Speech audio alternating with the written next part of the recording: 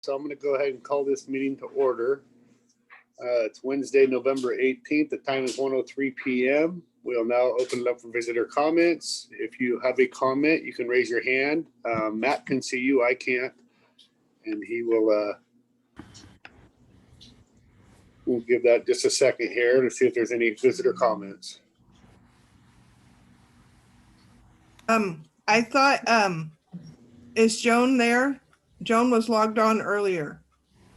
Joan had a comment. Yeah, I talked to her last week and she had a comment. So unless she's just stepped away from her computer waiting for us to start. I can see if I can get her attention. There I am. Hi, Joan. Hi, good afternoon, gentlemen and ladies. This is totally informative for the council because I know that the mayor is familiar with Connect St. Helens. I don't know if any of you have had any dealings with Connect St. Helens, but it is a group. We have been meeting. It is a formal group with informal intentions. That's what I like to say, because we're going to see where it goes. The intent of the group is to connect St. Helens better organically, if that makes sense to anyone. But we have a campaign going right now, and it's a using of the campaign signs. And this is a sample of one. This was, I don't even know whose sign this was anymore. Doesn't matter. That's the point. And it says "We Belong," and it has the Connect St. Helens symbol, which we're hoping will become familiar throughout town. And it's just a group of belonging. And it has been difficult. It's hard to reach out and connect in this environment, as you all know, but we are trying to do as much as we can with our limited abilities, I guess we should say. I really would encourage any of you that would like a sign on your front lawn just to say that we want to connect better in St. Helens. It's really, it's me, it's you, it's us, it's your neighbors, it's connection, it's community, it's unity, all those words that make for a better outcome of all people's lives, I guess. So if you'd like a sign, I am doing a little blitz this weekend with the signs that I've put together. And I'd be happy to deposit one hands-free onto your front lawn. Does anybody have any questions or? Anybody?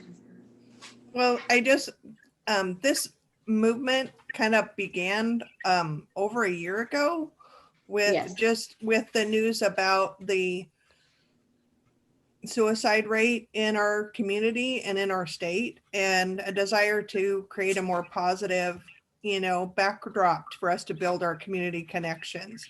And COVID has just made all the issues we were addressing that much worse. And I just wanted to put a shout out to Joan and the many people that are helping her, because it looks like she's the one person show, but she's definitely part of a big team. And Joan's been such a great community member with her house project and her flag project and all of the things she's done to create a community connectedness where people belong, no matter their shape, color, size, abilities. And that's just continuing that theme of we all belong and we are all connected. And I just appreciate her efforts, and I look forward to paint my own sign when I find a few minutes that it's more than 32 degrees outside. Yeah. But, super good job. Thank you for coming and sharing this with us, Joan. You are welcome. And like I said, if any of you want one, I'd be happy to put it up around town. We do have a Facebook page now. We are working on a website. We are working on hiring somebody to help us with some of the administrative work. So we are, you know, looking downstream. This isn't a fly by night. This is something that we hope to entrench in the community and help people. What do they say? Downstream. You know, if you get to the point where somebody is contemplating suicide, what could we have done beforehand to make that person feel more a part of a community, or feel better connected, or feel like there was just a person that they could talk to about what they were feeling. And you're That's right, Ginny, that it's all the harder now. That is exactly what this is about. It's about overcoming diversity and all this tough stuff that we deal with, and sharing our experience with people, how we overcame certain issues in our lives. Yeah. And with COVID going on, I think this is the best approach right now to get people familiar with Connect St. Helens, because a lot of people don't even know, what is Connect St. Helens? What is it? Yeah. And it is about sharing stories. I'm glad you said that. You know, I have always said, and a long, you know, held belief of my own is, if you know a little bit about somebody, you treat them with more compassion and respect. So if we have this thing called 5-minute life story, and we had a Zoom meeting the other day to talk about the Connect St. Helens signs, and we had a couple of people on there that I don't even know very well, but they did a 5-minute life story, and I don't just know their name now. I know a little bit about their struggle, and I know a little bit about what they've overcome, and how they might feel connected to this community. And if we all knew just a little bit more about each other, I think it would really help in the respect for someone and just being compassionate towards those people. Well, and then you no longer feel alone. Right. That's Yeah. key. Oh, That's you know, the key. everybody has struggles. It's Yeah. amazing when you do this 5-minute story, these people that you look at and you think, man, they just got it all together. And then they tell you their story and it's like, wow, that isn't really exactly what I expected. And look what she or he has overcome. And we all have stories to tell. We all have pain, and and in the sharing, there's a lot to be gained. There's a lot to be gained. So. Thank you, Joan. You are welcome, and I hope I can put one on your lawn, Mayor Scholl. Let me know. I don't know Yes, where you can. I'm on a dead end street. It's not a good it location. doesn't matter. I'm It behind doesn't the city. matter. I'm Yeah. behind the city shops. Okay. You can get a hold of me. I'll put one up. I'll come grab one from you. Okay. All right.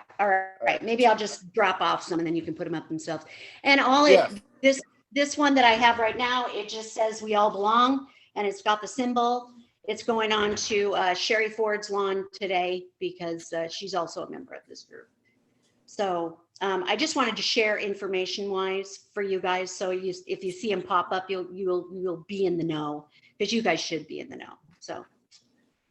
Yep. And this actually was modeled after Discover Battleground, and we actually got a grant and had those people come over, the director of that, come over and give us a bunch of training on it.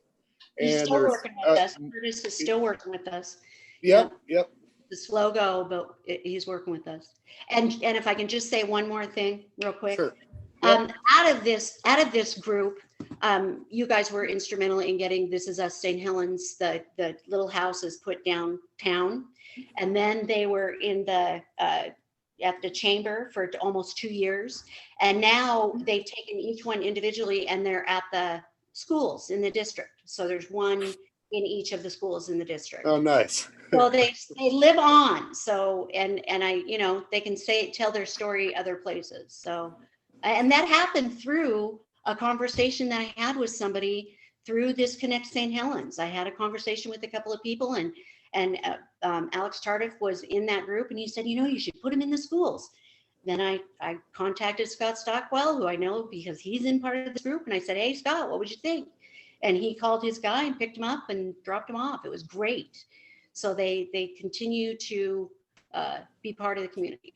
And I thank you for, letting them get there to begin with.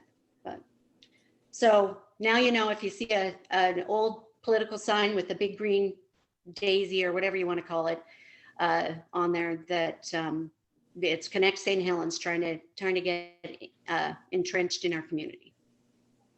Thank All you, right. Joan. Thank you. I appreciate Yep. the time. You guys have a great day. You too. Okay, do we have any other visitor comments?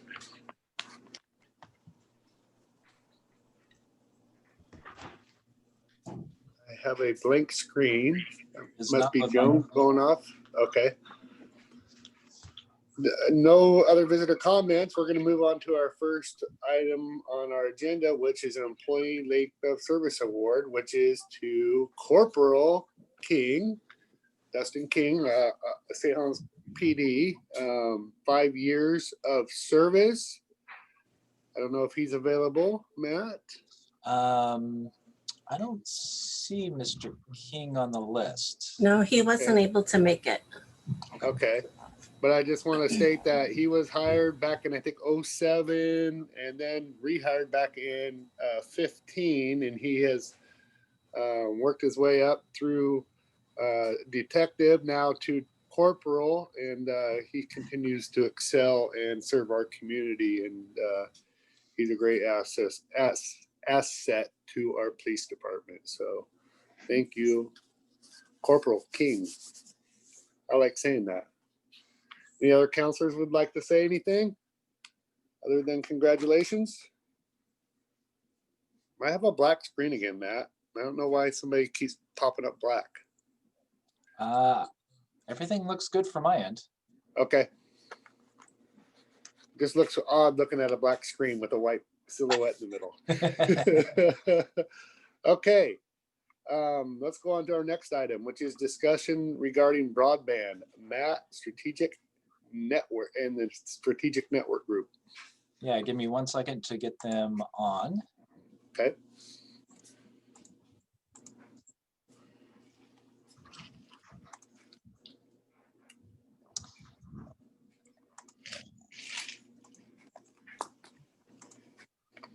And then Michael, you should have co-hosting abilities to share your screen for the presentation. Okay. And Can you see my screen all right? Ken, yes. All right. Hi, everyone. And I Hi have to there. put these guys on so I can actually see the small buttons. all right, so council, I'll introduce Michael Curry real quick. He's from Strategic Networks Group. As you know, one of our strategic action plans is looking at more capabilities of broadband in our community. And John and I did a number of interviews with a number of cities that already have fiber networks set up. Some that are managed by different companies, some that are managed by the city itself.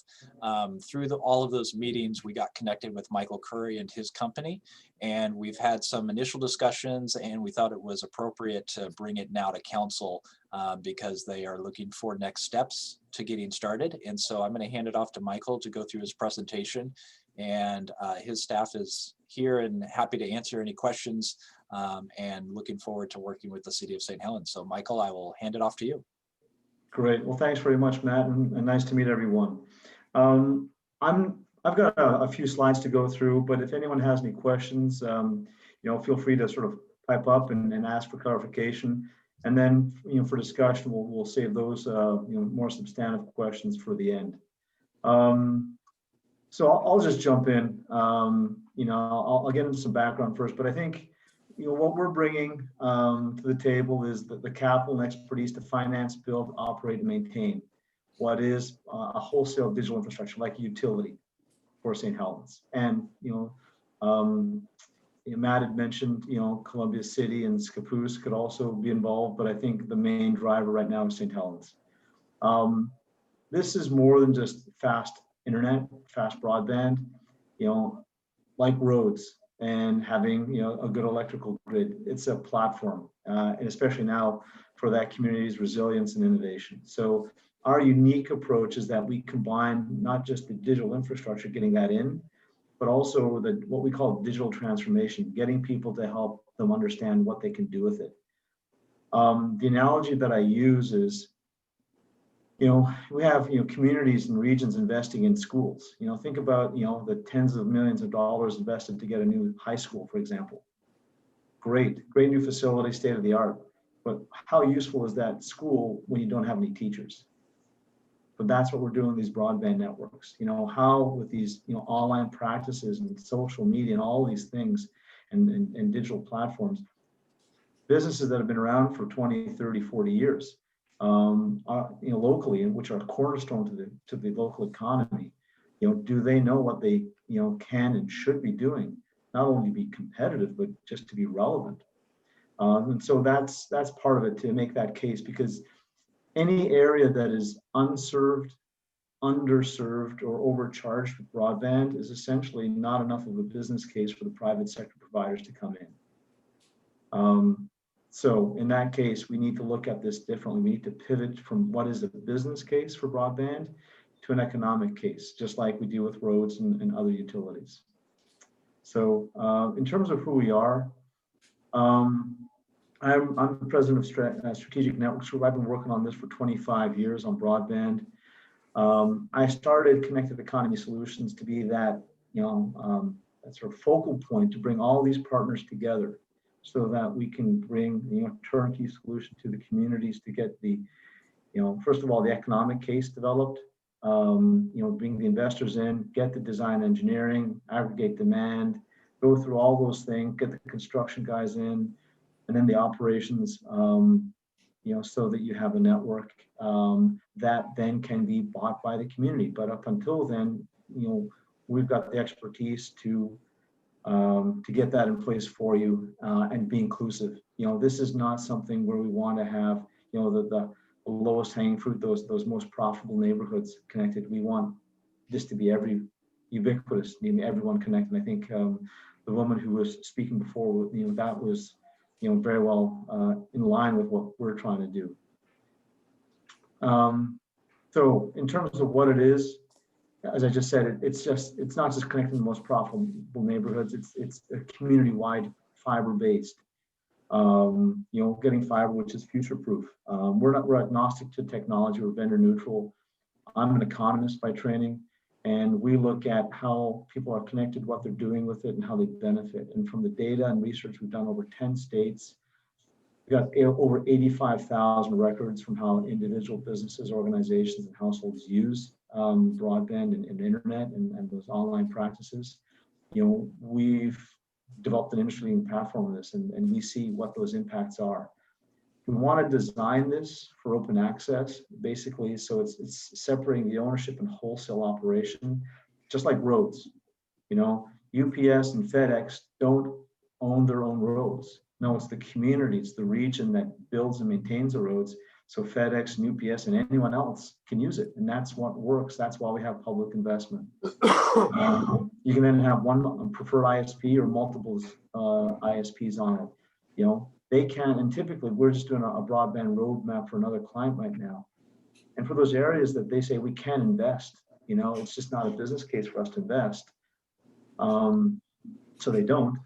When I've asked them, okay, so if we could build out that digital infrastructure that you could then use, would you be interested in looking at that? He says, yes, absolutely. So because it increases their market reach. This is important because it's a platform that resilience, especially with COVID, what's going on and future innovation. It's about keeping job retention, keeping businesses, keeping youth in the area.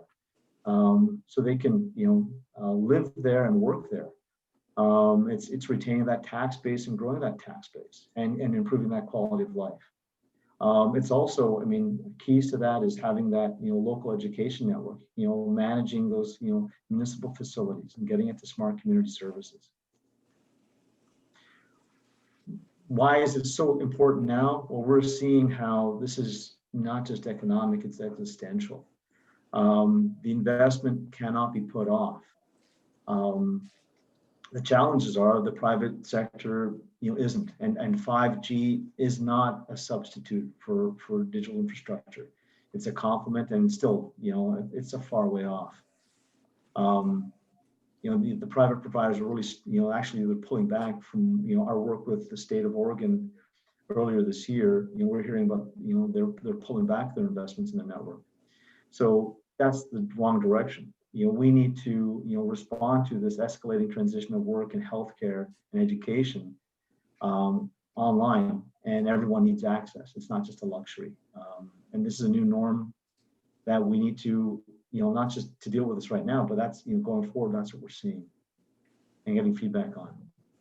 So Michael, did I hear you correctly? You said the larger investors are pulling back? The incumbents, yeah. I mean, they're focusing on the metro areas, the big areas, especially in rural areas. They're pulling back. Chris Tamron, who is the lead for Broadband Oregon, he has shared with me some of those stories. So I'm actually, presenting tomorrow to the Oregon Broadband Advisory Committee. I'm not sure where things stand with St. Helens and the major providers, but yeah, they're trying to, consolidate their businesses. And yeah, I think private investment is interested. I know it is actually, because we're dealing with a number of investors, but we have to pivot, as I said, from that just pure business case where it's, the revenues have to exceed CapEx and OpEx, to looking at this as, this is infrastructure, just like roads, where the community, benefits also factor in. Jobs staying, quality of life improving, and so forth. It's going to be very difficult to Comcast in our area has a monopoly on cable. Yeah. They just do. Yep. So, well, who else are you going to go with? Who's going to come in and try to compete? Well, we're going to, I mean, when you bring in fiber, first of all, cable, sure, they've got 30, 40, maybe even higher percentage of the market. And they want to stay with they want to, basically keep that walled garden so they can maximize profits. But what happens when the kids get home from school? If they're still going to school, if they're all online during the day, it makes it even harder. But, typically in pre-COVID, as soon as, 4 o'clock hits, the cable connectivity, the throughput has gone down because everyone's online. With fiber, that doesn't happen. Great. So when we come in, I answers just had this my discussion yesterday with an investor who's actually financed Comcast and all those guys, a former Wall Street guy. And essentially what's going to happen is, his concern was, well, there's 40%, of the market is owned by one of the cable operators in another community where we're working. Well, essentially, when you bring in that fiber, there's such a high dissatisfaction with the internet service, they're going to switch. And then soon enough, if they want to preserve their brand, they're going to say, okay, can we ride on your fiber network? Because we're not going to invest in fiber, but we want to provide our service over fiber. And sure, they can do their video and television services over their existing cable, but people want that fiber. So yeah, does that answer your question? Yes, it does. Yep. Okay. So really, it's really one of two futures that we're looking at. One is, what's been happening, which is an incumbent development approach, is where the assets are then being captured by outside interests, and all the money is going outside the community, along with that independence and wealth. The other approach is, hey, we own our own infrastructure, those local assets controlled by the community for their benefit, retaining that wealth locally and being able to create new wealth in innovative ways. This is existential. The Amazons, I mean, it's all about extracting as much as they can from those providers, when in fact, they need in the longer term these communities to be creating their own wealth. So what do we bring to the table? What's the offer? First, an overview of this, which is, we're going to come into an agreement with the community to build and operate a fiber-based digital network for that, defined area. I would like to start, with a core, substantial group. We can grow out later, but the key thing is, we have that community commitment and engagement. We're going to get, secure the financing for the project.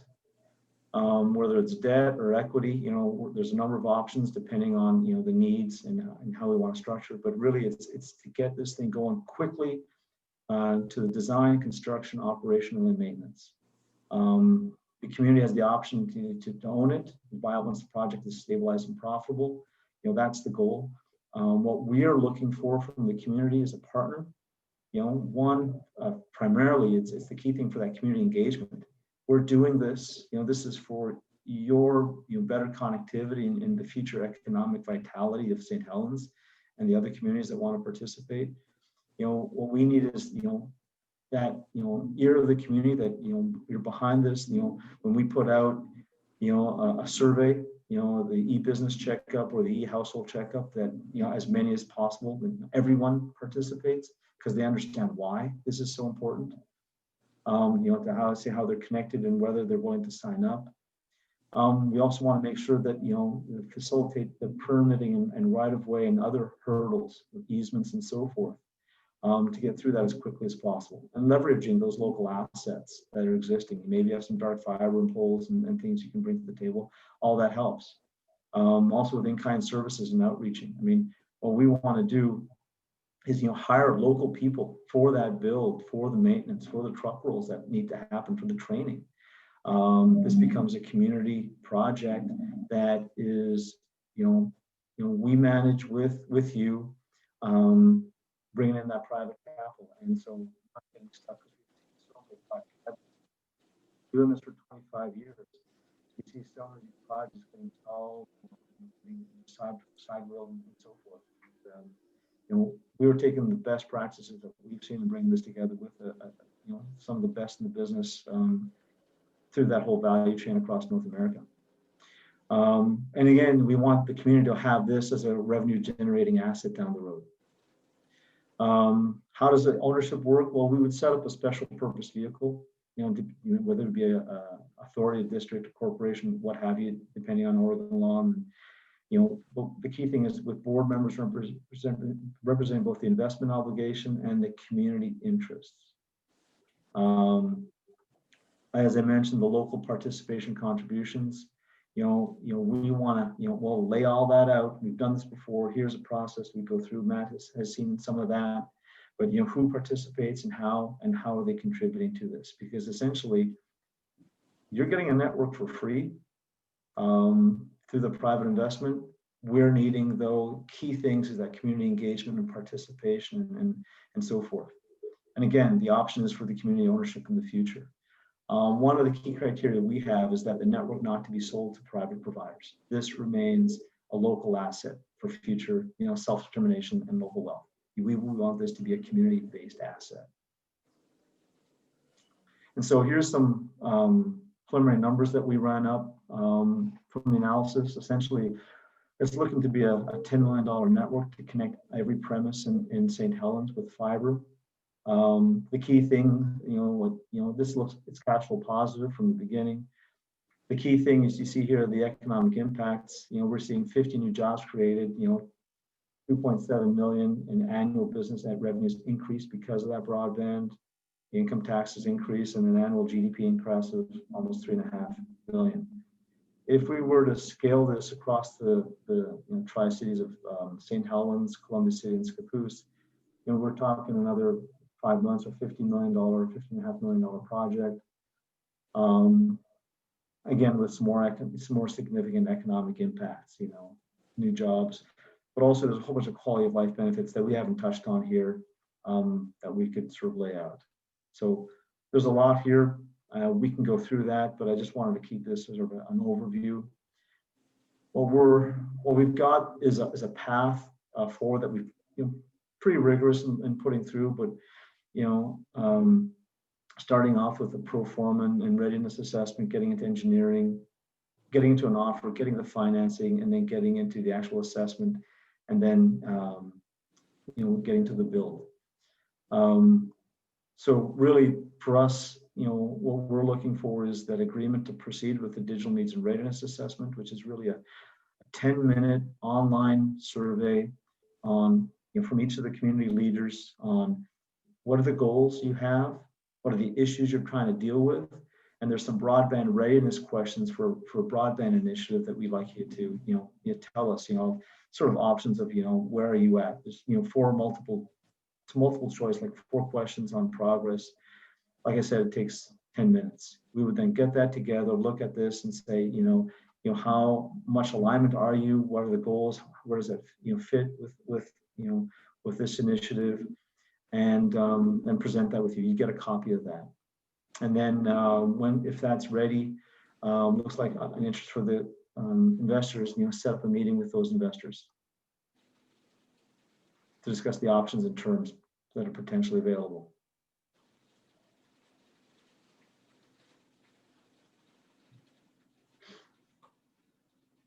And that's the that's the end of the presentation, but I just wanted to walk through that quickly and open it up to any questions right now or discuss.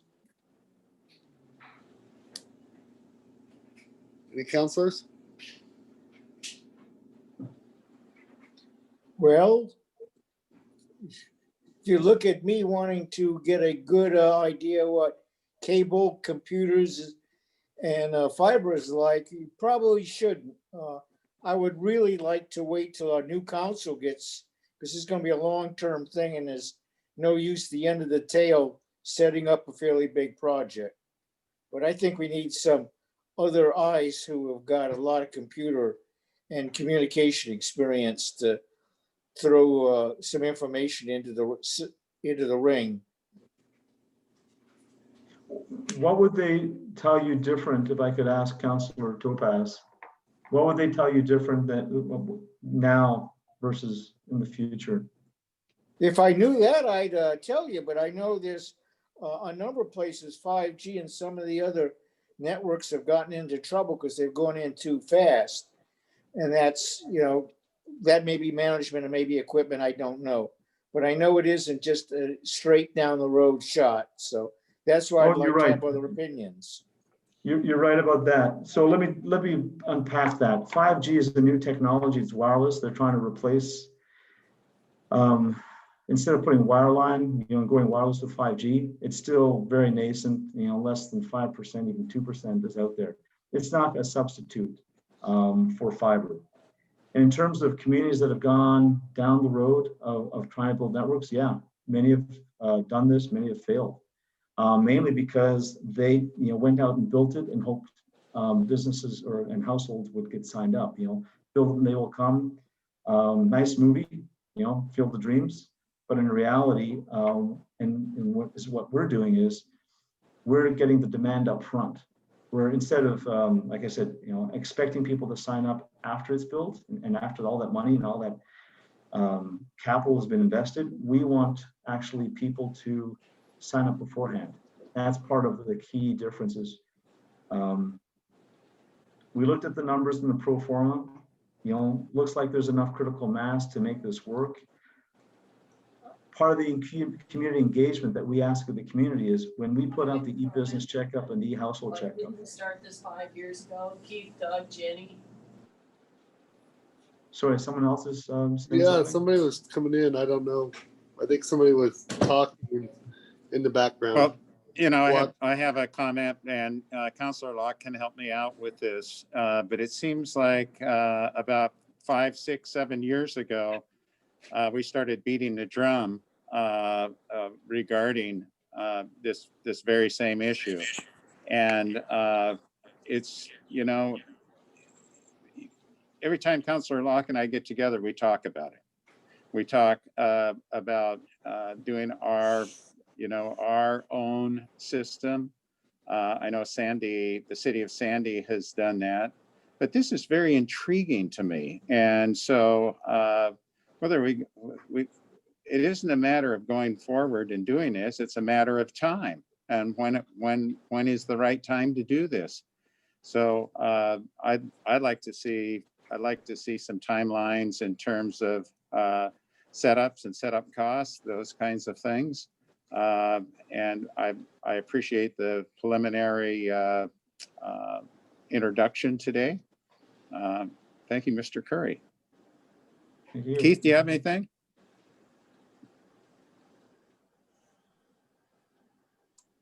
Keith, Is he muted? your microphone is not working again. You got a different computer? I still can't hear you. He'll probably log off and restart his computer. Well, he'll bring someone in to sign for him. So I do want to clarify the ask today of council is for Michael Curry to receive your email addresses for the city council for St. Helens and potentially Scappoose and Columbia City, for him to send you that needs ready assessment and for you to get back to him. In essence, the faster you guys reply to that and show interest, the more interest his company and the investors have in coming into the community and building a network such as this. And so the city of St. Helens, if you choose to move forward with this, would have an option to purchase the utility and own the utility outright if it chose to down the road. If 10 years down the road, the city council at the time decides it's not a good investment and they don't want to do it, and they don't want to buy it, then it stays with Michael Curry and the company that is created Investors. to manage this, which, as you said, is a special district similar to the PUD, where you have people from different jurisdictions. So maybe it's 1 or 2 councilors from City of St. Helens, or 1 from Scappoose, 1 from Columbia City, 1 from the PUD, and then their investors, however that may work out, which we're still working on how that formulates, but we have to figure out if there's an interest to move forward from the city council at this time. So it could potentially be a we, not us type situation as far as other cities and maybe even county.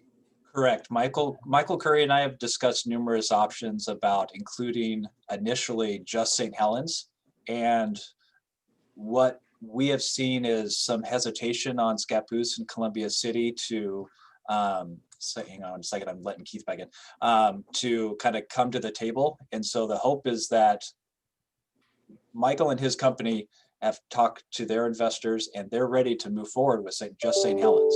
They see the potential, they see the possibilities, and they would like to move forward with St. Helens. If Columbia City and Scappoose come to agreements and they want to join in, I know I've had conversations, and the city administrator for Columbia City is on board here as well. And I've had conversations with him and he's talked to his council and has been on board. I think Scappoose has been a little bit behind just because they have a new city manager and she's getting more familiar with things. And so there's a possibility of expansion as this continues to start and grow. But it could potentially grow out to the county. It could potentially grow to Colpac's kind of boundary of Northwest Oregon. So, but the starting point right now is Michael and his company is looking at St. Helens. If I could just add in there, yeah, I mean, you know, the option to grow is also of interest, but the first step is we want something solid. I mean, this process that we're going through, starting with the leadership, we have to have, you know, a committed, engaged leadership as the first criteria. If we don't have that, we don't go in. There's a bunch of other due diligence steps, and I think to Councilor Topaz's point, I want to get real upfront, and we want to get that committed demand up front, because we do not want to be in those situations like other communities. We've seen them. I know those networks. I know what happened. We get all that capital up front, and then we don't have the cash flow. You know, this is something that's supposed to be a community asset in the future, but we want to set it up so we can get it, you know, private investment, so we can get it up quickly and efficiently. You know, there's government grants that are available. You know, they were always, you know, they're looking for a match. Communities don't have that match.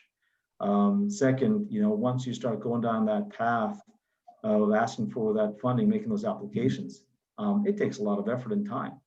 And then it's a probability, small probability that you'll actually get it.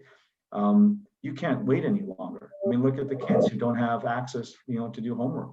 You know, the businesses that, you know, are failing because they can't, you know, have reliable access and can't get online. So, you know, and then just the social issues. I think the woman who spoke earlier talked about, you know, just connecting with people. So, you know, this is now. So, you know, that's fine. If the community doesn't want to do it and not interested, that's fine. There's others that we're working with that want to, but we want to, you know, for those who are interested, we want to work with them because this is, you know, part of our DNA at this point and why we're doing this. So getting that committed demand up front, understanding not just current demand, but what the potential demand is, and then working with you to help people understand what they can do with this, not just for a home business or a small business, but also, aging in place, doing your homework, starting some side business or other things that you can do to supplement your income. All those things factor in, but we want to first start with something solid. We don't want to be herding cats.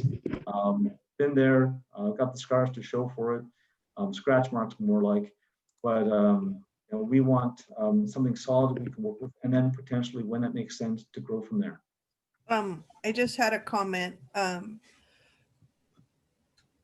Just having lived out here in a few different places and having talked to other parents, St. Helens city limits is pretty well blanketed with connection, but there are huge pockets of more rural, kind of outside the urban growth boundary, but still within our school district, still very much within our county, that has little or no service, spotty service at best, can't stream a video, and people are trying to educate children. So I think that all well-meaning St. Helens to kind of take the lead on this is great, but to not extend this to Deer Island, to Yankton, to rural areas of our community that are not served would be just foolhardy, because it's like, the thing that we hear about everything is like, St. Helens gets everything. What about us on the fringe? So it's like, we have to have a bigger conversation if we're really talking about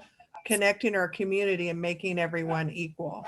So people that, if you live 5 miles up Deer Island Road, or whether you live right next to City Hall, your kid can do online school without driving to the parking lot at the school district. So, I mean, I think it's a bigger conversation than this group of folks.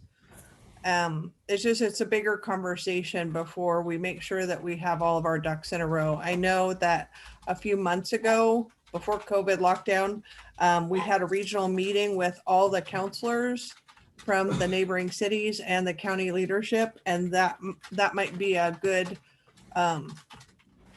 email list to contact, to where you kind of cast a bigger net, because I know there's state interest for increasing accessibility for rural communities, and that is to include going the other way to Rainier and to Clatskanie, because there's huge parts of those communities that have little or no connection.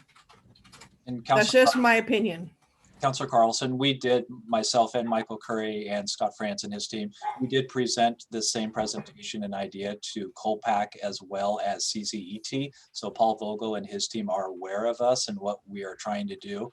We also have reached out through the broadband and Rachel Berry with the South County Columbia group. They are aware of what we're doing, and we're trying to tie all those things together. So we are in that process of doing that, and people are familiar with what we're trying to do. Yeah, I am supportive of a we, the community, not a I, the community. The other piece is I want to make sure that we've addressed the backside. We did an upgrade a few years ago to try to decrease out expense for streetlights, and found out that it bit us on the other side. And we want to make sure we've exposed any vulnerabilities financially that may be not included in his spreadsheet. Does that make sense, Matt? Yep. Yeah, we actually, I have initially reached out, and hopefully I'm going to have a meeting with PUD and Michael Sykes, the new director of PUD. And I know Rachel Berries has been in contact with PUD, because the discussion about pole leases and all that kind of talk for poles, it seems a little bit more open at the PUD now that Michael Sykes is there versus when it was before. So I just don't want $1 million surprise. Correct. And not going the wrong direction. I'll take the positive surprise, but I don't want to have it going the other way. Yeah, Michael, in essence, we did a project where we installed LED lights, and then the PUD decided to increase the rate 72% and kind of take out a lot of the savings that we were anticipating to pay back the debt service.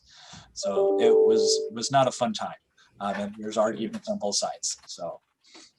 Yeah, I just want to make sure now that we, lesson learned, Lead us Yeah. down that path once, but we're not going a second time. And whether, to Counselor Topez's point, this is a long-term project and I won't be in this little window, God willing, when this project comes to fruition. And I just don't want to leave a bad legacy for the community, because whether you're city councilor for 5 years or 50 years, it's still about good stewardship.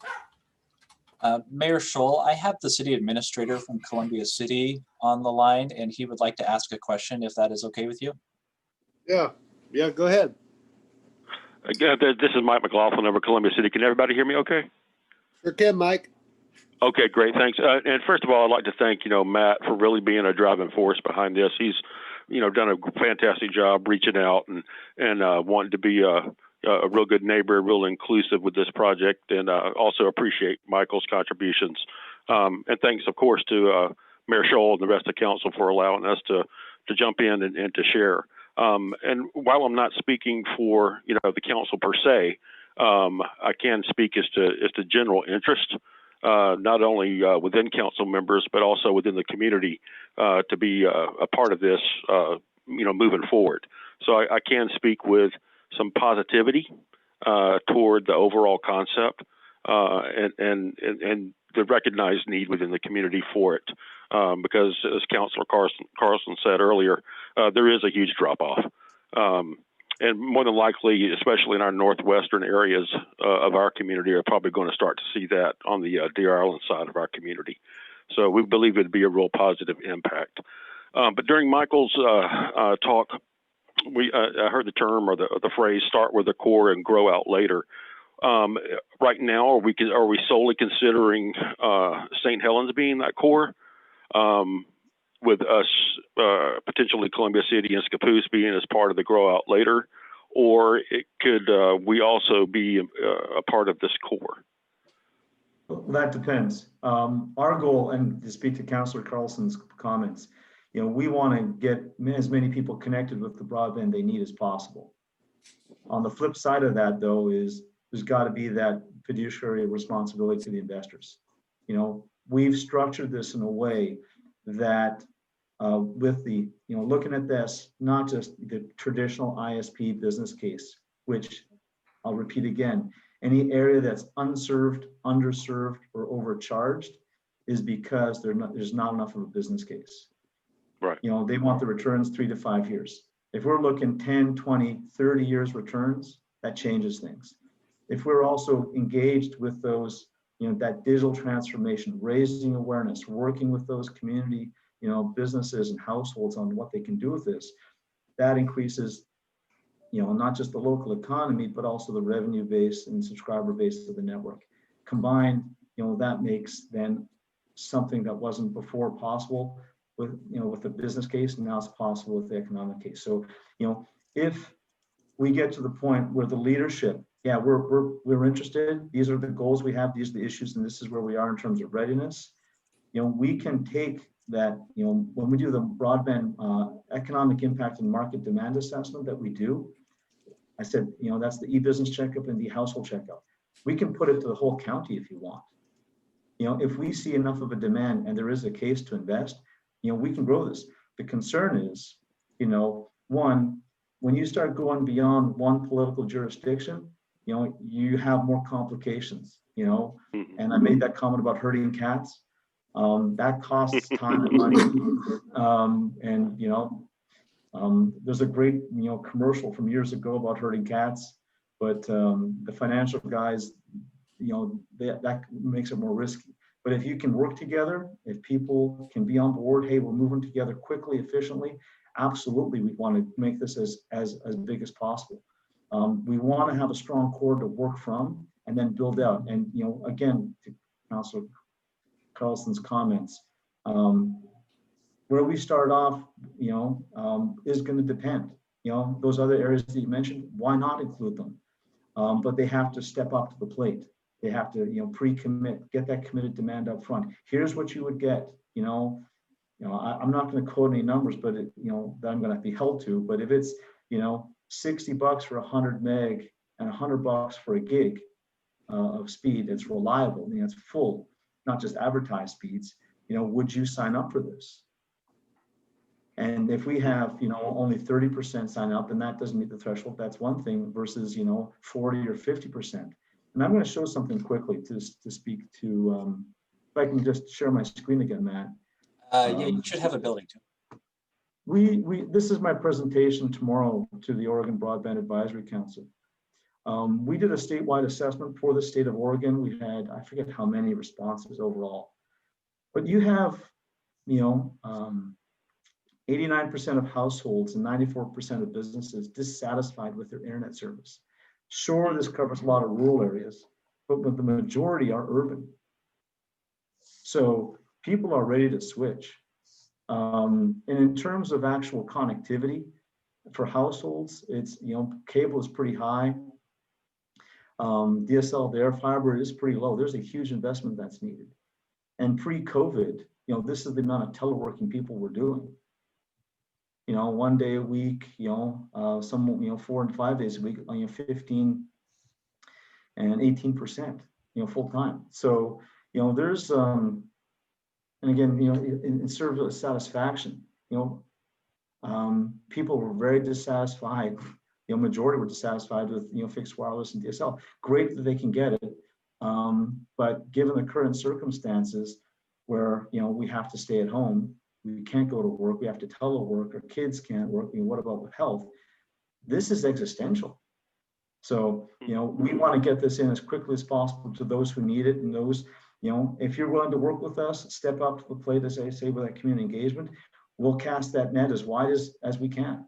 Well, what I can tell you, Michael, is that South Columbia County, which would be Columbia City, starting at Deer Island, kind of towards Scappoose, is definitely, we're very collaborative. We work well together. And, I just wondered, what would you guys require from us as a city? What would you guys like? We have franchise fees. Is that, is that something that we're still going to get? Is that something that you would ask us to waive? The main thing that we're looking for, we can talk about those details. The main thing is that we have community engagement. That when we say, look, here's the digital needs and readiness, the leaders who are interested in participating, that we have that. If it takes, 4 weeks for us to get back, that tells us something versus, in just a couple of days. When we have that community readiness, the market demand assessment, all the businesses and households and organizations take this so we can understand, how you're connected, using and benefiting from that, your connection, but also, are you willing to sign up or have a pre-commitment? We're interested in this type of service, and yes, we would sign up for this when it was available. That's promoted by the community, that for us is worth much more than the franchise fees or anything like that. Those are in-kind, engagement marketing that you money can't buy. That's coming from you to promote this and engage the people. And really, we're doing this because we're going to make 50 new jobs that are going to be created in St. Helens, 83 in the 3 communities. All these benefits. This is why we're doing this. We can work with you to do that. I hope that sort of covers some of those pieces. Yeah, I did. And the reason I said South Columbia County is because that's where the population is. You're going to see that. It's unfortunate for the rest of the county, but it's kind of like what you guys are kind of on a smaller scale, looking at what Comcast does too, but you're reaching out to even beyond what they're dropping and not serving us very well. And a lot of people do state that. Yeah, and then, and then their other option is CenturyLink, and then they usually will switch over to it for a little while, and then CenturyLink's actually been working really hard in our area trying to get some stuff going. I've noticed that. Not promoting them, but that's just obvious. You see them around. But most of the time they'll drop CenturyLink and go back to Comcast. Those are our 2 options right now. Yeah. And hence we see those dissatisfaction numbers so high. Yes. With their internet service. Exactly. So, we want to change that. I'm like I said, I've come this from the demand side of broadband. I'm not an engineer or with those vendors, which is all supply side. What is that internet that they need? and how does it impact their business or their lives? That's what we're interested in, helping improve that. So, you know, if you can get those other areas working with you collaboratively, hey, we'll cast that net out. I mean, for us to do that assessment, you know, just for St. Helens or the whole county, for us, it's not much difference. But it does matter in terms of who will participate, because that takes much more coordination and engagement to get all the businesses and households in the county involved. But if you can pull that together and, you know, hey, our threshold to build this is we have to have 40% of people pre-committing to get this up. You know, we'll be clear and upfront about that. Hey, we're at 36%. It doesn't work. Or, you know, like in Ammon, Idaho, where I saw this model work, you know, they hit 75% pre-committed demand. You know, their threshold in that case was 70%, which is pretty high, but those are the financials. They could then, hey, we can build now. And that's part of the communication with the community that we would get into. So, Mike, I want to turn it back over to Mike in case he had any more questions. I'm sorry to interrupt. Mike, are you still there? Yeah, I just need to unmute him. And Okay. I was wondering if you had any more questions for Michael. You there, Mike? I'm here. Can you hear me okay? Yeah, we can. Did you have any more Okay, questions? yeah. Did you have any Yeah, more I did questions have for one. Michael? I did have one more. I figured as much. But it's only one, I promise, Mayor. Okay. I understand what your initial asks are. You know, mainly support, commitment, contribution in a timely manner. Going forward, what, if any, financial commitment upon the communities are expected, if there are any at all? And then that's my final. I'll mute up. Good question. So in terms of, you know, there are some out-of-pocket costs that we want the community to have some skin in the game. But it's, you know, less than 15% of the actual cost for the, you know, upfront due diligence. Because really what we're doing is the due diligence upfront prior to build. So there are some of those elements. Scott France is online with me, has worked with me on that. But, you know, Matt, you've got that digital infrastructure offer, which lays out, you know, here are the steps that we go through, and here are, you know, here's what the cost is, and here's what the financial. So, like I said, it's less than 15% of some of the due diligence steps. And for us, it's really just, we want that community's commitment and be part of this. Once it gets to build, you know, one community that we're working with, they've actually offered up to put in 35%. But we also understand that communities just don't have that, you know, financing. That's why we built this model. With COVID especially, it becomes even harder. That's why the investors are prepared to come in with the full either financing. It's primarily going to be financing. Equity is going to be tough, but coming in with that financing for the full network. And in the case of St. Helens in Lower Columbia County, or all of Columbia County, depending, but, you know, we want to, you know, we understand the critical need of this. So we want to get this going as quickly as possible. So, you know, once we go through the due diligence, we could take, you know, 2 to 4 months, maybe longer. You know, the construction, the engineering, and then design, and then construction, you know, we would love to have something seen built out in 18 to 24 months. We don't want this to drag out because, you know, look at those kids that don't have access. Look at those businesses that are just struggling, or people working, you know, I don't have my job anymore. What am I going to do? You know, they need it now. They need it 6 months ago. So we understand that critical need, and that's, you know, we're trying to work with communities who are ready to move forward. Hey, there's a lot of things that need to get done. But if those are ready, you know, the financial partners that we've got, and I'm dealing with 3 different financial groups who are focused on, you know, fiber and digital infrastructure, which is great. We can then bring those to bear and say, here's some, you know, candidate communities that are serious, they've shown, and they've got a case for investing here. You know, what can we arrange for them?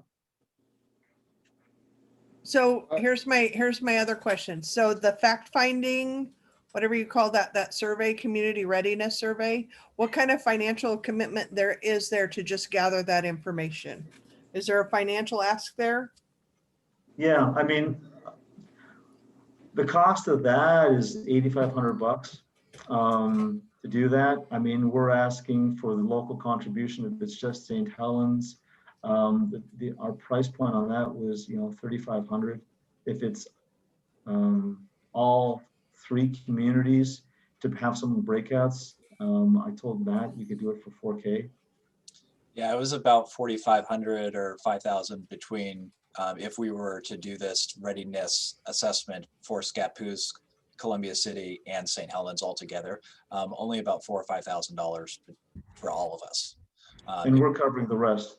I Yeah. mean, we're doing this. SSNG is actually investing our own time into this. In the end, once the project gets built, we'll be, compensated for some of that, but we're putting in our time and skin in the game ourselves. Matt, since you did the calling, do you think there's some consent in the other communities to do the fact finding at least? I definitely got that sense from Columbia City. And I know the city administrator, Michael, who was on the call earlier, definitely, as you have heard, is interested. And I know he has spoken with his counselors. I have not had any kind of conversation really with Scappoose and their new city manager or their counselors. I have tried to reach out a couple times, and I would probably enlist Rachel to help with that. She seems to have a better communication between Scappoose and St. Helens. So, Did you have any conversation with the county? the county has only been part of the conversations that I have had with the Columbia County Roundup Group and city manager. So Holly, the IT manager there, as well as the public works director that's involved in those meetings. I had invited Holly to this meeting, as well as all the other city councilors. The idea was, when we spoke with CSED and Colpac, that we could eventually kind of bring everybody around. I think what's important to remember, and I don't want to speak specifically for the county or their plans, but their idea of doing fiber is the county wants to build a fiber ring around Columbia County. And then essentially they want to lease it out to a company to use. And that's great. And that's their idea and their plan. And they have no money. But their idea is that they're going to find grants and do it. I'm more of a realistic person. I don't see that as a good model, and I don't see that moving forward, especially in Columbia County, for $20 million. And I think that was their estimated cost. So, and I don't want to speak badly of that study and what was done to kind of create that plan, but what we're doing here with Michael Curry and S&G Group is basically creating some of that fiber ring for them. But the great thing that I see with working with S&G is that the city council and the communities have an option to own this utility as an asset for the future. And that's where I see a really big positive for 10 years, 15 years down the road, when you might take, as city council at the time, may decide, yeah, we do want to buy it. Here's the agreed price. We're going to do a revenue bond, and we're just going to use the revenue that we get from it to pay off the debt, and then we own the utility. And that's very simplified of of the idea. And I know Michael had his hand up, so I'm going to hand it off to him. Yeah, I will also add that we're going to be connecting the individual premises. This is not just backbone or backhaul or a ring. The key thing is who is actually connected to it. And we've seen a lot of public-private partnerships where, the vendors come in, the traditional ISPs come in, and there's different flavors, but essentially they say, hey, city, build this, middle mile, and then we'll connect the individual households and businesses. As an economist, the problem I see with that is those individual businesses and households are under a monopoly. They have no choice. You either buy my service or you don't. We want to build that, basically, to use a road analogy, we're going to take that gravel road, make a 4-lane paved highway to everyone's front door that, the FedEx or UPS or the Postal Service or anyone else can access. Here's the wholesale rate. And so whether you have only one ISP or multiples, that'll be designed, that'll be something to be figured out down the road, but anyone can get onto that and provide that service, whether it's a local ISP or some of the big boys that you've mentioned already. And in terms of the revenue generating asset, I mean, this doesn't apply to St. Helens, but for the pro forma that we developed, basically a confidential information memorandum for the investors, a $20 million fiber investment over 7 square miles, which is a higher density. In year 10, was generating from our pro forma $4.5 million a year in EBITDA. So that's annual.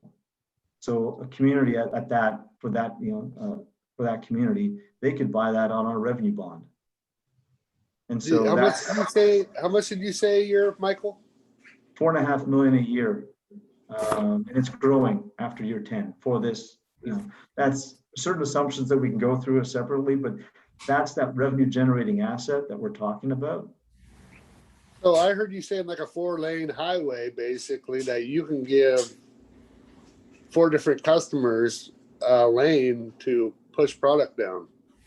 Essentially, yeah. So what would happen is, I mean, that's a basis, it's an open access design, which wasn't feasible before. The technology is now that they can basically, from their household, just connect, and they basically have a web page that is a portal that essentially says, here are the different service providers, here's their offerings, what do you choose? And they click on it, put their credit card in, and they have that access, and they can switch at any time.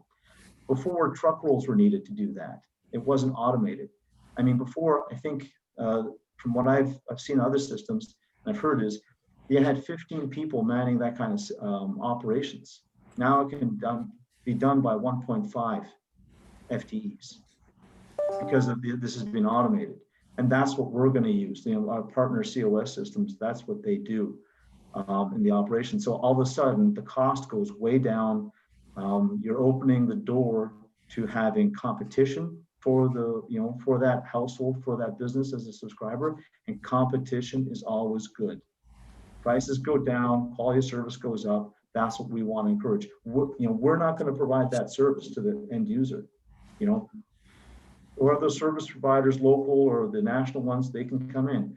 What we want to make sure is that, they have that, reliable, fiber or fiber hybrid connection. And we're also going to set aside, those network slices for education, for health, for first responders, and that's something we'll work through with you guys, depending on what your goals and issues are. We need to understand what those are so we can set those up.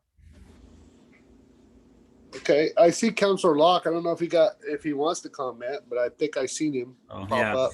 Can you hear me now? We can. All right. So, Michael, you were wrong as far as we needed this 6 months ago. We actually needed this 5 years ago is when we needed this. And so we're 5 years behind right now, council, on this. So if we turn it down today, you're going to be 10 years before you even talk about it again. So we need to get acting on this thing.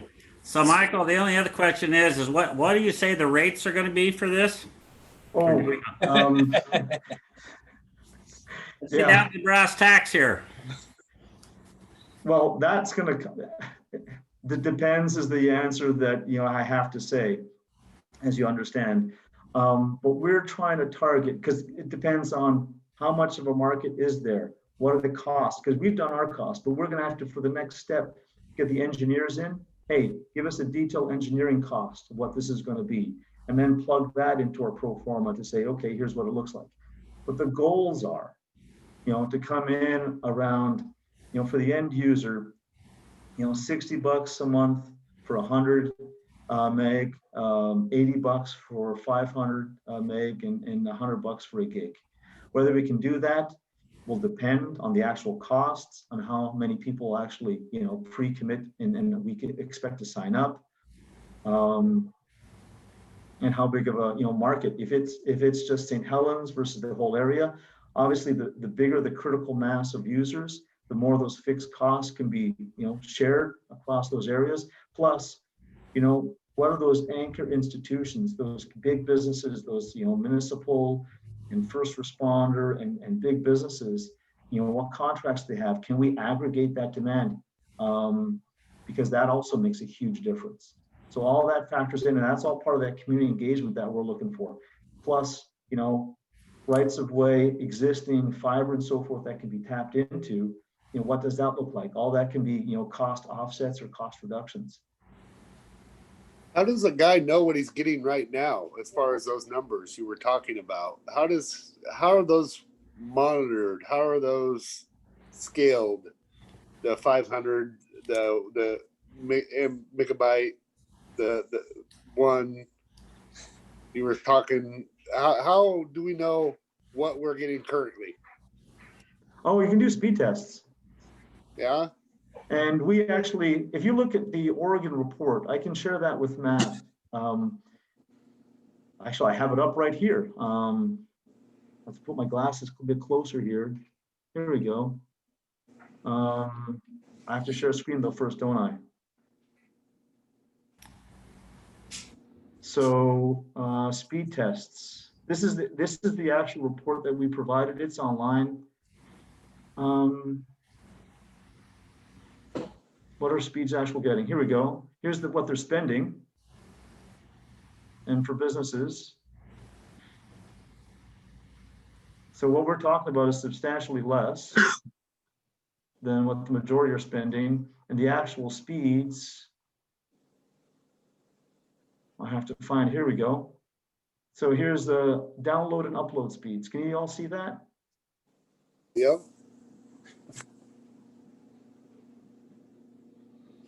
And we have that broken down by actual technology, whether it's DSL or fiber or cable and so forth.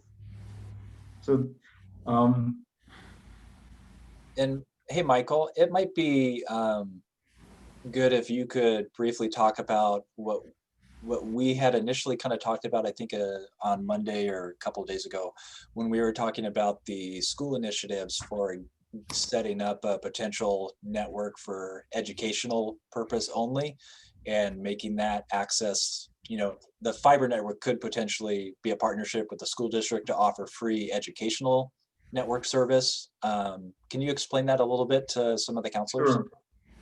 Yeah, I mean, once you have the community digital infrastructure, I talked about network slices. One slice would be for those retail service providers, but there's also community needs and services. One of them is education, and we're dealing with this with one of our other communities that we're working with. Actually, it's a county with 4 communities. A lot of kids just don't have access. Their parents have to drive them to the parking lots of McDonald's to get free Wi-Fi, and that's really sad. Schools are trying to do a lot with providing, tablets and computers. But if they can't get connected, that's a real challenge, especially now. So if we do this inside the community, they want to set up, an educational network. And so we have to work out a relationship with the school board. The initial setup cost to get all that material online, they've already got a lot of it. We would then, because each premise, each household would be connected, we could set it up so that, when you're tapping into that network, that's educational network, it's free for the kids, all kids. And then the other benefit is there would be no other access. So that you don't need the parental controls or what are they getting into that's, inappropriate content. No, this is just the school's educational content. You can do video conferencing on that and shared learning, whatever. To us, that was, a real benefit. And, the difference here is that, because it's a community owned or, stewardship of the community, when you deal with the private providers, hey, we want to do this educational network, or we want to do, a first responder pilot, or we want to do these other kind of community, smart community service. Every time you take that to a Comcast or a AT&T or whoever your other providers are, they're going to say, okay, here's what it's going to cost. And then they say, oh, we can't do that. We don't have the funds for that. But in this case, well, we own the network. We can do what we want. We have the capacity because it's fiber. We can do what we want. We just need to, be able to set it up the right way and then make sure that the operational costs are covered.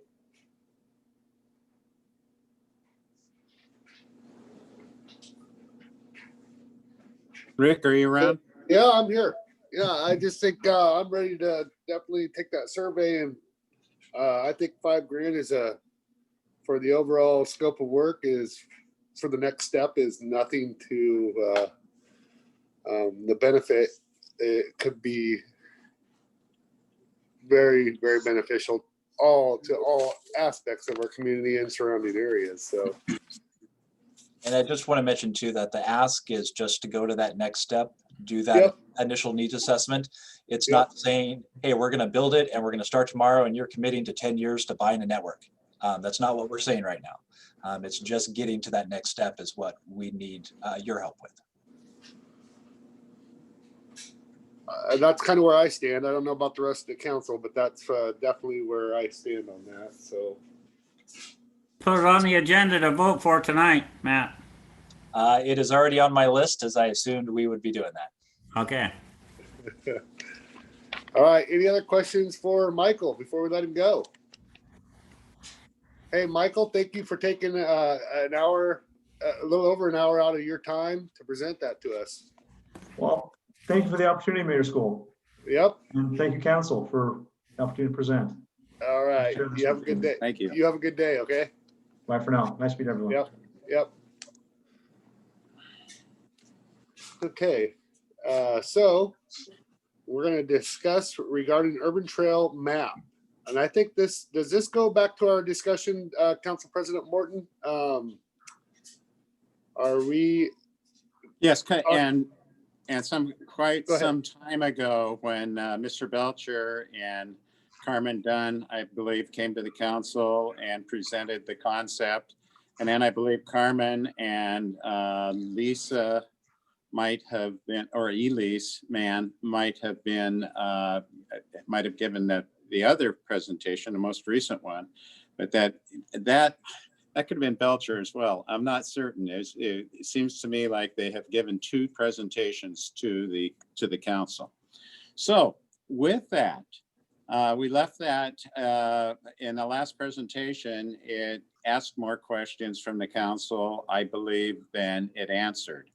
So I took that back to the Parks Commission and Parks and Trails, pardon me, and actually said, hey, we need a little more work on this, I believe, so that the council can digest it more effectively. The way I read the room, if we had to vote on an action plan at that time, I don't think it would have passed. And so, and I think I let the Parks and Trails Commission know that. So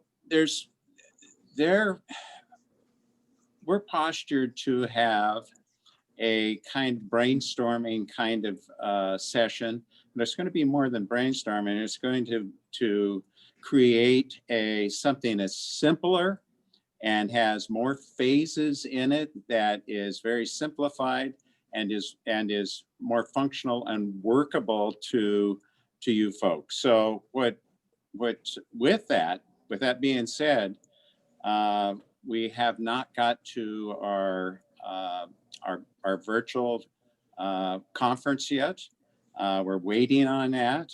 And the whole idea is to take the urban trail, make it more of a hub, like I-5 encircles the city, and simplify it in that way, and then start to add the other little streets and those kinds of things, minor trails later on, once we get that on in the master plan and onto electronic medium and possibly onto a brochure.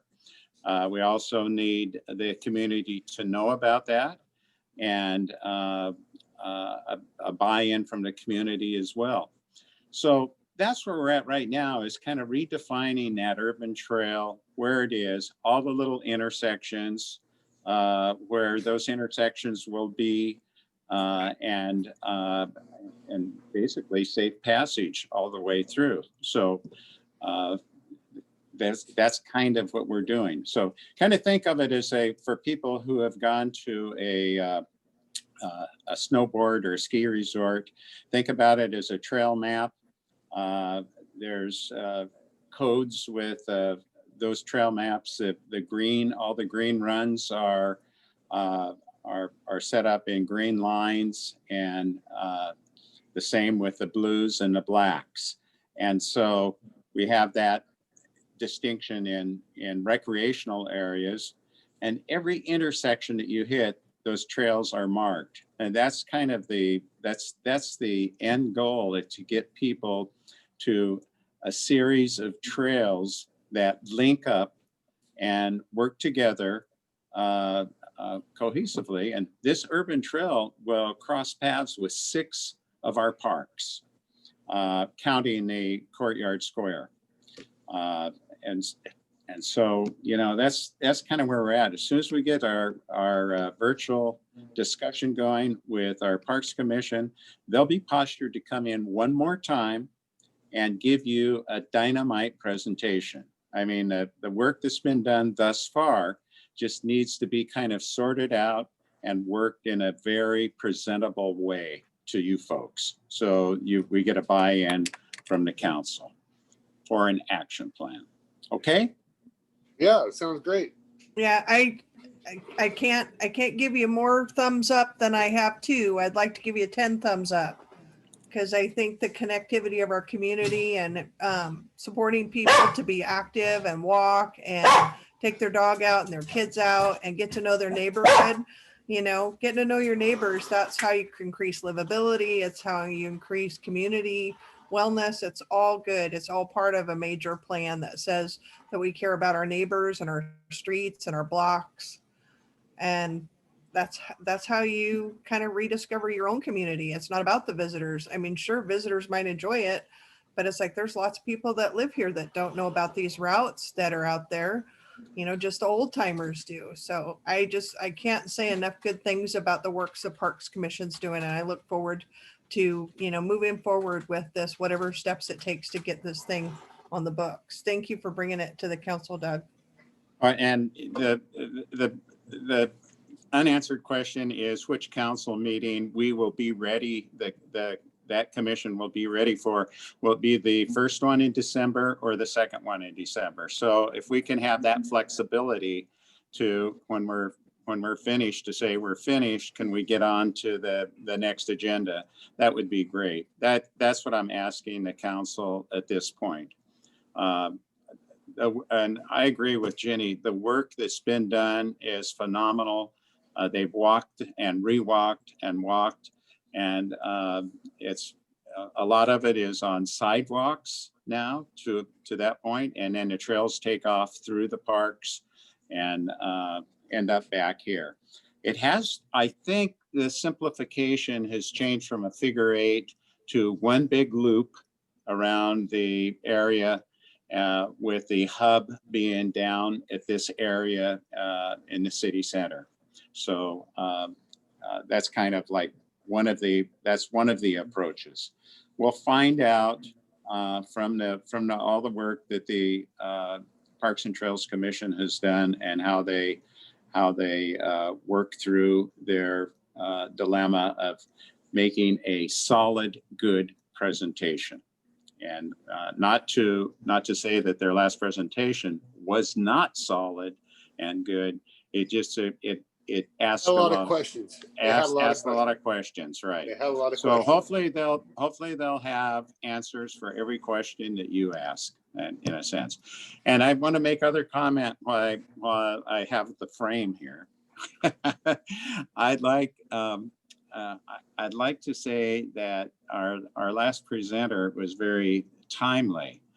I lost Comcast about 5 days ago, and our whole entire home is run by Comcast. I mean, our security system, our phones, internet, the whole deal. That's why I'm down here at City Hall today. I'm using the Wi-Fi down here because it isn't functioning at my home. And is this the first time that that's happened? No, It's about the fourth or fifth time that this has happened. And so I've been without service for 4 or 5 days. I'm paying $4,000 a year for that service. It's a bundled service, and that's a lot of money to pay for a service that you don't have. And We will have them in front of us for a franchise agreement next meeting. So you'll be able to talk to somebody in charge and that will probably be a little bit of a lengthy discussion as well, I imagine. So, right. I would definitely encourage council to look at their homework on this coming up as far as looking at the franchise agreement with Comcast. This is a good reminder for you guys to really look at it. There are a couple things that disturb me in what they're going to be proposing. Just look at it. I haven't seen it in writing yet, but just look at it. We'll all have that in front of us. So that is a good reminder, Doug. Yeah, well, thanks. And thanks, council, for allowing the Parks Commission to do a little further study. They're kind of a little frustrated with me, I'm sure.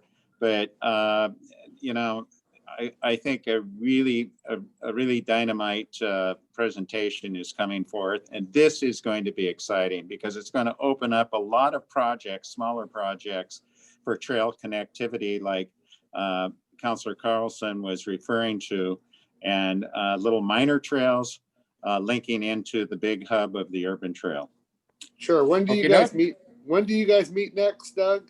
Well, we're going to meet that committee is meeting on a virtual, and we haven't got that set up yet.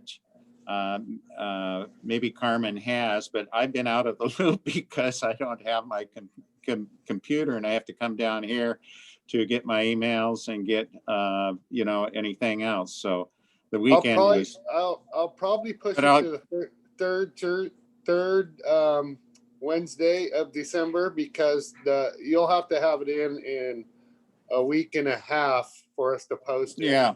Okay. Third weekend and that sounds good. Our last meeting of the year. Yep. The 16th, December 16th. I appreciate that. Thank you. I will pass that on to those folks, and we'll get our virtual going. And I'll give you a heads up when we are having that virtual. So if you want to be involved, you most certainly can. Okay, sounds good. All right. Okay, let's talk about the strategic action plan updates. Thank you, Mayor. I just have a few updates for you. One update is that at one of the future December meetings, Jacob, Jenny, and myself will be presenting some ideas for the facade improvements at the utility building and court building.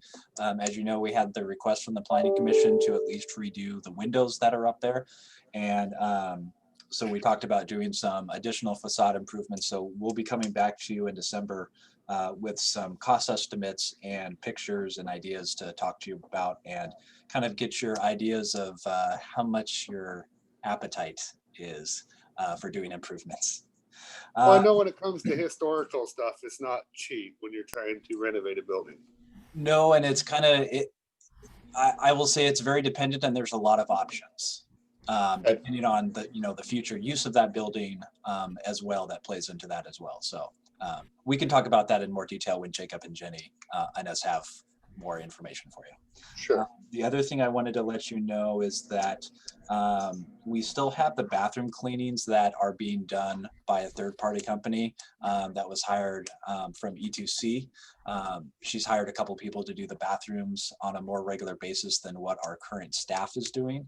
Right now, that is a cost of about $2,000 per month, and the cleanings go through the end of the year, and that $2,000 is reimbursable through COVID funds from the state. But after December, those funds do not become reimbursable. So I wanted to preface you now that we may need to have a discussion on whether you want to continue to have a third-party company cleaning and these are the cleanings that are happening in all the restrooms in the parks around the city. So whether you want to continue paying that cost, whether you want to have it done internally only, whether you want to close bathrooms, whatever that option may be, I'm sure Sue Nelson and our new Public Works Director, Mohammed, will be available for that conversation as well. He should have a little bit more time under his sleeve and can give you some of his thoughts on the future as well. So I just want to get you kind of forewarned of that discussion coming up in just late December or January. And then the last strategic update thing I wanted to talk about just briefly was a little bit more of an explanation on one of the strategic items that we have on our list, which is Explore Video Communication Channel. And I believe it was Councilor Carlson that brought this item up to look at. And I believe the intention of this item was to look at the TV channel that we are using to see how we could more broadly or appropriately better use that station. And but I wanted to get the councilor's recommendation on how you see that item moving forward. And you can think about it today, and we can come back to it at a later meeting or tonight if you'd like. Like I said, my assumption was that it was about the TV channel. We did the community survey and found that the TV channel is very, very little used.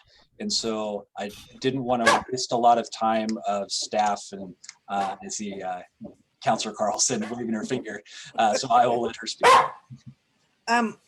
My primary concern, excuse my dog, he's a little excited for Zoom, is people that don't do Facebook right now have a hard time engaging with our meetings. Not everybody is tech savvy. And we had talked a long time ago before COVID, when we were still in the building, on what it would mean to be able to stream to our website. Yep. Because every time we go live, people should be able to watch. Correct. And I will update you that we actually can live stream to our website now. We just have not set it up officially, but we do have a service now that is $7 a month that streams whenever we stream to Facebook, it streams to the What website. is that voice in the background? I do not know. Okay, I keep hearing background noises, like other dialogue. My concern is that not everybody does social media, and you can't really, I want to make sure we're not leaving anybody out. And we know the Comcast channel 29 or whatever it was didn't always hit everybody, but it's like people should be able to Google City of St. Helens and see that we're live making an announcement. I would think not just for our meetings, but when we have a burn update or when we have a state of emergency, to have a real place, not Facebook, to issue those types of addresses. Or if something's ongoing, like we have a flood watch, to have something official that's not social media. Just looking at all of the allegations of fake news and scams and half-baked truths, Yep. that a lot of people are really wanting just the facts, no commentary, just the announcements. And I just would like to see if we put a lot of work into updating our website, and it's like, that's a lot of investment. And I just think that the technology is there to utilize that fully, to really keep our citizens informed without wasting reams of paper and postage of mailing things. Because as soon as you print to paper something, it's outdated before it ever reaches their house. And it's like, if somebody wants to know what's going on with a storm warning or a power outage, that they could go to the city and know that we would always have the most current information available to them. Gotcha. So if I can make a small recommendation, and you guys can talk about this amongst yourselves, but we have another item on the strategic plan that is a communication strategy. Okay. And that's really kind of a big vision, communications. What does it all mean? How do we do stuff? Press releases, videos, Facebook, social media, all that kind of encompasses. From hearing what you were saying, Councilor Carlson, I see that more diving into that communications plan instead of its own kind of strategic item. So I would like to suggest if we got rid of that communication, or that the communication channel item, and combine that with the communications plan. And I know Crystal is our communications manager, has been on maternity leave for a while, and she's just starting to come back part-time. But we anticipate kind of gearing that communication strategy up when she's more back at a full-time level. So we can encompass a lot of what you just said. Yeah, I mean, that's the biggest complaint that we have in the community, is people are not informed. So the more way we can wrap around And, because not everybody takes the newspaper, not everybody's on Facebook. And it's like, if we have the investment in Crystal and the investment in a website, we need to be getting all of our mileage out of it. Matt, it wouldn't hurt to actually review that strategic action plan, because we did actually put that in a separate aisle because we felt that it was vitally important to get the message out. I remember that discussion when we started revamping our council goals. Yep. And which rolled into our strategic action plan. So we probably should have an update on that and a refresher with all the current council too, just for a revived, kind of memorize, jog the memory. And that way, when the new comes in, we can also know what was the discussion around that. So I think this is a kind of part of the old and the new. We need to do this soon. Yep. So if Mayor, if you'd like, I can have Kathy put that on an agenda item for December at one of the meetings. Yeah, even if it's an hour Zoom in the evening or something, or an hour and a half, just to recap, go over. Just a potential specific goal setting meeting. Yes. And it may be affluent, and I'll probably work with Rachel on this as well, since she's been talking with some of the incumbents that are coming in, and whether we do kind of a small one in December and then another one in January with the 2 new people that are coming in. But I'll work with Rachel, Kathy, and John and everybody to look at. I'm just thinking of the smoothest transition too, and also knowing, so there is no jogging the memory of, where we're at. So, yep. Okay, that's all I had. All right. Are you filling in for John? I am. I would actually like to introduce Mohammed to the group. I'm going to ask him to start his video if he's happens to be sitting by his laptop right now.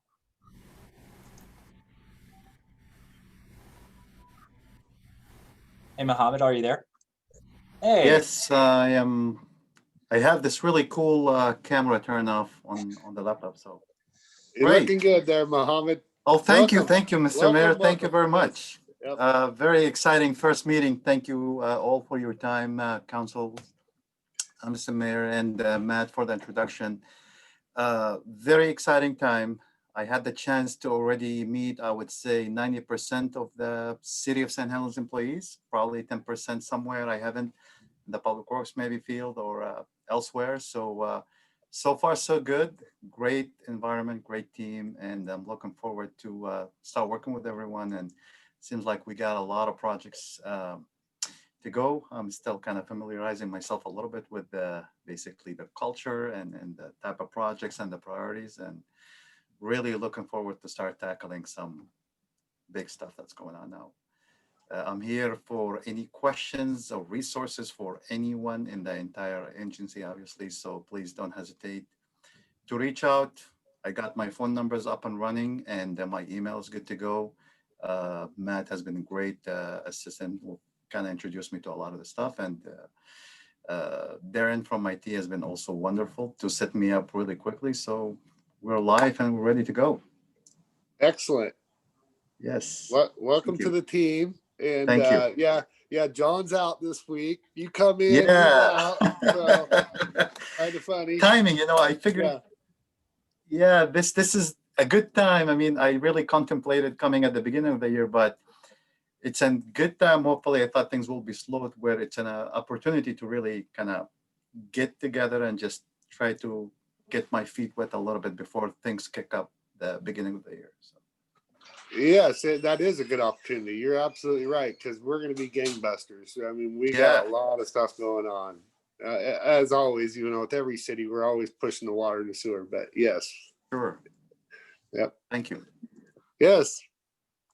Yeah, if anyone have any questions, I'm more than happy to answer. I think you grilled me pretty good in the interview. So unless Yeah. Where do I find you during the day? Good question, Councilor Topaz. I've been really sheltered around the agency, really. Downstairs, upstairs, construction arena, and the parks. You really can find me anywhere. I'm just jumping around, finding quiet spot for now, just to kind of collect myself. But currently, I'm sitting in Crystal, I believe, Crystal office at the front of the City Hall. Okay. Yeah, this is kind of my stationery until the construction upstairs gets completed, which December 17th, I believe, is the due date. Then I'll be migrating back up there. Mohammed, I'd like to welcome you aboard Public Works and Parks, and the Parks Commission is very anxious to meet you. And my goodness. so be ready for that, okay? Yes, absolutely, Councilor President Morton. I look forward to meet them. Okay, take care. Thank you. All right. Well, again, yes, welcome to our team, and look forward to working with you and getting to know you. And we've got a lot of work to do. Thank you. Yep. Okay, Matt, back to you. That is everything I have to report. We do have executive session for real property transactions. And Bill from Jordan Ramus is here to help out with that during the executive session. Okay. And So, We keep it All on right. this line? yes. so we were going to adjourn, but we are going to be going to executive session ORS 1926620E. Are we gonna take the 10-minute break now? and H, and that's yes. We're going to go ahead and adjourn and take a 10-minute, and then we'll start our executive session at just before 3. Okay, super. Okay, so with that, we are adjourned. Did we need Aaron to come? I'm not sure what the topic is going to be. It's about the church property.